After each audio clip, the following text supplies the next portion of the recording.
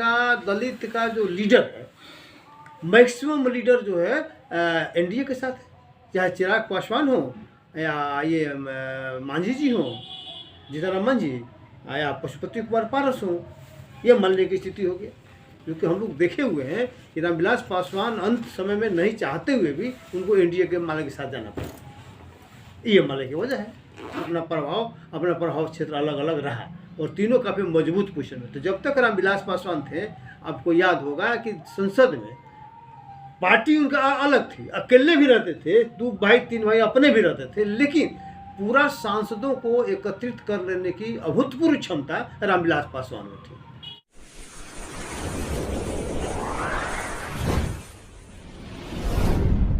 नमस्कार, आप देख रहे हैं पीयूष खबर बिहार। प्लीज सब चैनल को सब्सक्राइब और शेयर करें। तो इंटेलेक्चुअल वर्ग है, 2 तरह का उसमें पार्ट है। एक इंटेलेक्चुअल वर्ग है, वो आम लोग, ठीक है। तो इंटेलेक्चुअल वर्ग का सोचता है कि किसी भी कीमत पर बीजेपी को जाना चाहिए, बीजेपी के विरुद्ध इंटेलेक्चुअल वर्ग है, ठीक है। लेकिन दूसरी तरफ आप देखेंगे कि जो एनडीए है, एनडीए के साथ शेड्यूल कास्ट का दलित का जो लीडर है, मैक्सिमम लीडर जो है एनडीए के साथ है। चाहे चिराग पासवान हो या ये मांझी जी हो, जीतन जी, या पशुपति कुमार पारस हो, और कोई लीडर जो अपना पार्टी एक डिस्टेंस बना के अलग रह रहा हो, उसका कोई मान लेके इधर नहीं, एक भी पार्टी नहीं है, ना बहुजन समाज पार्टी है ना और कोई पार्टी। क्या कारण इसका क्या है सर कि जो सारा लोगों को झुकाव एनडीए की तरफ बढ़ रहा है? मतलब इसका वजह ये है कि जो दलित वर्ग के जो नेतृत्व वर्ग है, उनकी अपेक्षा होती है कि ये जो इंडिया वाले लोग हैं हमको तरजीह दें, ठीक है, और वो उनको तरजीह नहीं देना चाहते हैं। तो जब तरजीह नहीं आज इसको अपना समझते हैं, सबसे बड़ी लगता है कि सबसे निकट दलितों का अगर सबसे कोई निकट होगा तो ओबीसी नेतृत्व का जो होगा वो होना चाहिए। लेकिन ओबीसी नेतृत्व जो है दलित नेतृत्व को स्वीकार करने के लिए तैयार नहीं रहता है, जिसका वजह है कि जैसे रामविलास पासवान जैसे लोगों को बिहार में लोगों ने स्वीकार नहीं किया, ये मानने की स्थिति हो गई। क्योंकि हम लोग देखे हुए हैं कि रामविलास पासवान अंत समय में नहीं चाहते हुए भी उनको एनडीए के माले के साथ जाना पड़ा। ये माले की वजह है। क्या लगता है तो ले तक मानने की स्थिति है कि पब्लिक का जो है ना, चूंकि जानते हैं कि चूंकि आंदोलन जब तक नहीं होगा तो बिना आंदोलन के आदमी जाति के आधार पर उसका झुकाव होता है। जब आंदोलन नहीं होगा ना तो जाति फैक्टर मानने की ज़्यादा हावी हो जाएगा।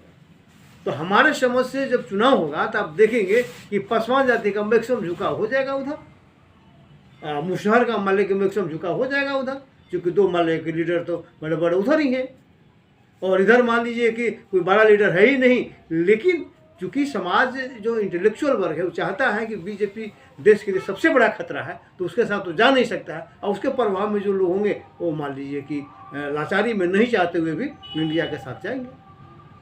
क्या लगता है सर कि मैंने क्या इस तरह का जो हो रहा है, ये एनडीए की तरफ जो मुख कर रहे हैं, क्या इस तरह का कोई मैंने नेता आपको नज़र नहीं आ रहा है जिसको हम दलित लोग मिलकर के उसको आगे बढ़ाने का काम करें? अब देखिए, आपको बताते हैं कि एक रामविलास पासवान बिहार में वो लीडर थे, तो एक समय में 3 आदमी यहाँ लीडर के रूप में उभरा था। जैसे रामविलास पासवान थे, लालू यादव थे और नीतीश कुमार थे, और तीनों आंदोलन के उपज थे। जो जेपी आंदोलन हुआ, 74 का आंदोलन हुआ, उस आंदोलन से 3 बड़े लीडर मालिक उपजे, और तीनों का अपना अपना प्रभुत्व, अपना अपना प्रभाव क्षेत्र अलग अलग रहा, और तीनों काफ़ी मजबूत पोजीशन में। तो जब तक रामविलास पासवान थे, आपको याद होगा कि संसद में पार्टी उनका अलग थी, अकेले भी रहते थे, 2 भाई 3 भाई अपने भी रहते थे, लेकिन पूरा सांसदों को एकत्रित कर लेने की अभूतपूर्व क्षमता रामविलास पासवान में थी।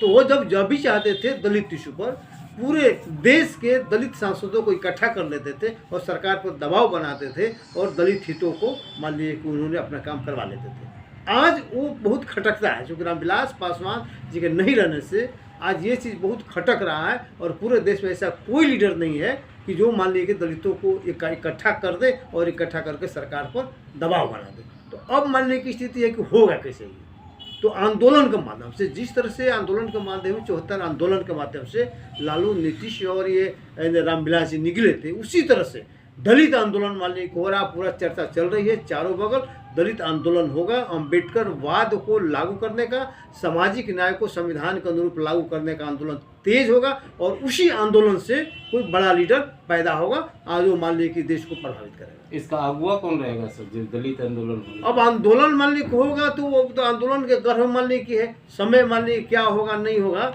लेकिन वो ये जान लीजिए कि कोई पॉलिटिकल पार्टी का आदमी नहीं होगा। ये कब तक संभावना है सर 2024 के बाद? हाँ, हमको लगता है कि अब 25 तक ये धीरे धीरे जो माहौल बना हुआ है 25 तक आते आते बड़ा रूप ले लेगा पूरे देश में। अम्बेडकर वादियों का एक आंदोलन एक रूप ले लेगा और हमको लगता है कि बड़ा आंदोलन होगा और उसी से बहुत बड़ा बदलाव होने जा रहा है।